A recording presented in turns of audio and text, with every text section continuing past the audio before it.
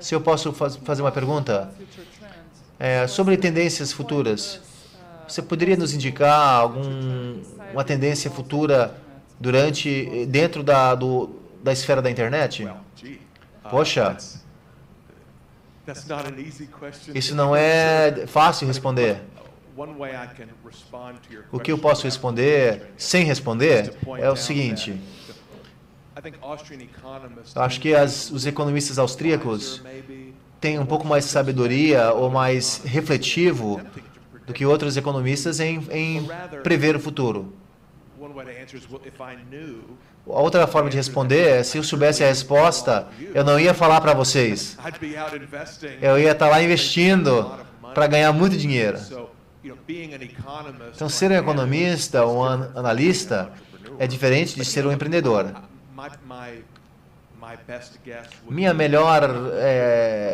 Meu chute não é diferente do que os outros estão falando, que são da área da tecnologia. Parece que, pelo que os cientistas nos dizem, eles dizem que a lei do Moore vai parar, que vai chegar num dia alguma restrição. Você não pode fazer um computador menor do que um átomo, mas parece que isso é muito distante de chegar nesse limite.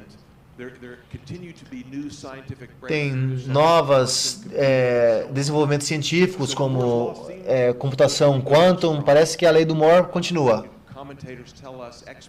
Os especialistas nos dizem que um sistema descentralizado de inteligência artificial e algoritmos vai ser mais importante. A inteligência artificial não tem tido muito sucesso em fazer o que pensamos que ia fazer nos anos 40, 50, que poderíamos programar uma máquina para ser um computador super inteligente. Mas se você tem várias centenas ou milhares ou milhões de pequenos computadores, cada um que não é muito inteligente, mas que no total, como agregado, eles podem fazer coisas incríveis. Então, quando você vai para Amazon.com e diz, Pedro, você talvez gostaria de comprar tal livro, baseado em livros que você comprou no passado, nós temos a previsão que você gostará de livro tal. Essas tecnologias continuam a melhorar.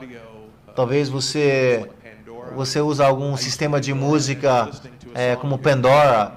Você pode marcar se você gosta ou não gosta de uma música. E ele tenta desenvolver um modelo do seu gosto musical. Ninguém poderia fazer um programa para modelar o gosto de música de alguém. Mas aos poucos, por tentativas e com acertos e erros, com muitos dados, esses processos indutivos em vez de dedutivos podem melhorar esse processo. Então, acho que esse tipo de inteligência artificial limitada, robótica limitada, robôs não muito inteligentes, mas que podem aspirar o pó, alguma coisa assim.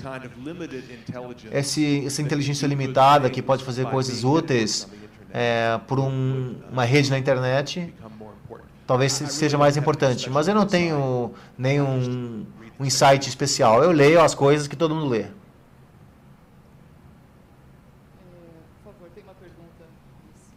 There's a question up in the front, in the back. O que você pensa sobre a neutralidade da net e essa prática vai espalhar para outras empresas? Uma boa pergunta sobre a neutralidade da net. Todo mundo conhece esse termo? A ideia é que o governo deveria impor alguma restrição sobre o que as provedores de rede podem fazer. Por exemplo, as pessoas querem que seja ilegal que ter o ISP, a empresa que providencia o acesso para a tua casa, bloquear certos tipos de conteúdo, ou para eles favorecerem um jornal mais que outro, ou um canal mais que outro, ou que uma informação passe mais rápido que o outro, outra informação mais devagar. é um argumento que existe, que isso não é justo, que isto é anticompetitivo, que a infraestrutura da rede deve ser tratado como um bem público, deve ser regulamentado para que todo provedor de conteúdo, todo site, toda emissora de TV tem que ter acesso igual, ou um campo nivelado para jogar o jogo. Não parece tão legal assim, né? Eu não gosto muito da neutralidade do net. O problema é que a maioria dos ISPs são dominados pelo Estado ou regulados pelo Estado. Então, o sistema ideal, do meu ponto de vista, seria que todas as partes da rede são privadas. Os sites são privados, as emissoras de TV são privados, as redes de celulares são privados, os fios que vão para a tua casa são privadas. E dependeria dos participantes do mercado para decidir o tipo de conteúdo que eles querem, como que eles querem agrupar esses produtos, que tipo de preços que eles querem pagar.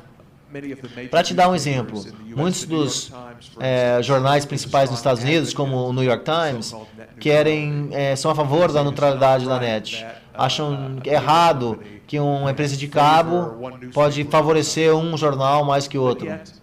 Mas mesmo assim, se eu escrever um artigo para o New York Times, eu tenho o mesmo direito que eles vão publicá-lo se o Paul Krugman escreve e manda para o New York Times? Não.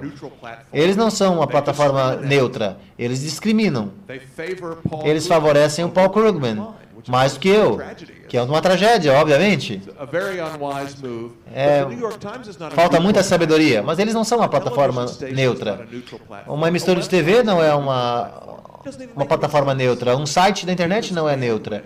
Nem faz sentido, porque a banda, como qualquer outro bem, é um bem escasso, tem que ser alocado entre usos competitivos e usuários em competição, em que o mecanismo de preço sirva o seu propósito de alocar esse recurso limitado, escasso.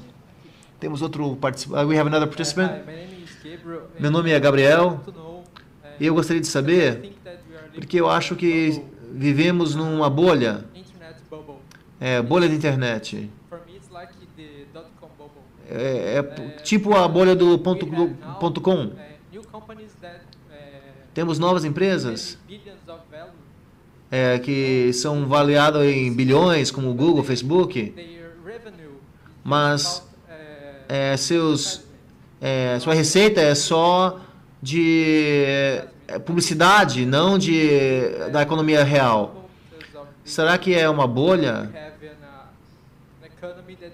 Quando você tem uma economia that is overheated, que é superaquecida?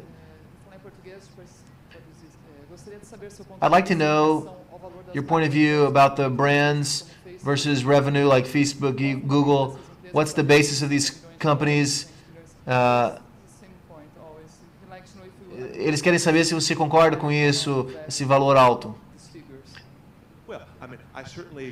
Eu concordo com você que avaliamos muitas empresas da internet que têm uma avaliação de mercado alta e pouca ou limitada receita limitada. A Google tem muita receita, mas como ele falou, essas receitas vêm quase inteiramente de um canal só, que é a publicidade. Twitter, Facebook tem ainda menos receita, mas um valor de mercado na bolsa muito alta. Foi isso que nós vimos durante a bolha dos anos 90, com uma razão muito alta entre o valor de mercado na bolsa e receitas verdadeiras. Isso significa que estamos numa bolha agora? Bem, em primeiro lugar, é muito difícil identificar uma bolha no momento. A gente só sabe após de acontecer. Então, participantes do mercado estão dispostos a pagar alto para ações da Google. Poderemos considerar isso, que talvez não tenha justificativa para isso, em relação à expectativa dos dividendos e ganhos capitais futuros. Mas é difícil dizer que o mercado está errando nesse sentido. Mas lembre-se que a bolha.com, na minha interpretação, foi alimentado pela expansão do crédito. Foi um resultado uma bolha do Alan Greenspan. Isso encaixa dentro do ciclo de negócios austríacos, que já ouvimos falar bastante e vamos ouvir mais hoje à tarde. Ele descreve um mecanismo específico pela qual a expansão do crédito distorce a estrutura de capital da sociedade, aumenta o período de produção, aumenta a alocação equivocada de recursos. Então, a teoria não diz exatamente como isso vai aparecer num certo caso histórico. Então, na bolha que acabamos de passar os investimentos equivocados foram em imóveis, preços de terra e de casas e certos tipos de ativos financeiros. Nos anos 20, a bolha era em ações e outras partes da economia. E parte da bolha.com refletia essa alimentação pelo crédito do Banco Central, que combinado com certas melhorias de tecnologias e muita euforia, nos levou a um certo mau investimento em ações de empresas tecnológicas. Mas as bolhas de ativos que pensamos que vemos hoje em commodities e imóveis, quando o Banco Central responde ao problema fazendo o mesmo erro novamente, aumentando a oferta de crédito como resposta aos problemas causados pela sua expansão anterior.